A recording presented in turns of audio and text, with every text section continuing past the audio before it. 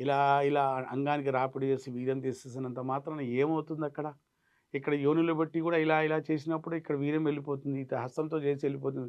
ఈ రెండిట్లో తేడా ఏంది? కొందరు డాక్టర్లు అంటారు ఏంటంటే వాదన ఏంటంటే వాళ్ళ వాదన హస్తప్రయోగము, సెక్స్ 2 బోత్ ఆర్ సేమ్. 2 కూడా ఒకటే. ఏం గాదు అని అంటుంటారు. ఇక్కడ పాడవుతదని నేను చెప్తున్నాను గాదు. ఇది యునాని సైన్స్ చెప్పేదేంటంటే హస్తప్రయోగం వల్ల ముమ్మాటికి మీ అంగం స్తంభన పాడవుతుంది. అంగం ఆకారం పాడైపోతుంది. దాని సెన్సిటివ్ కూడా పాడైపోతుందని యునాని సైన్స్ బల్లగుద్ది చెప్తుంది. ఎగ్జాంపుల్ చెప్తానండి. ఇక్కడ వాటర్ బాటిల్ ఉంది. ఇదొక బీర్ బాటిల్ ఉంది. 2 చిల్డ్ వాటర్స్. నాకు ఆ దాహం వేస్తుంది. నేను వాటర్ తాగాలా? లేకుంటే బీర్ తాగాలా? ఇప్పుడు నేను నిర్ణయించుకోవాలి ఇక్కడ. ఇది వాటర్ బాటిల్. ఇదేమో బీర్ బాటిల్. 2 చిల్డ్‌గా ఉన్నాయి. దాహం వేస్తుంది.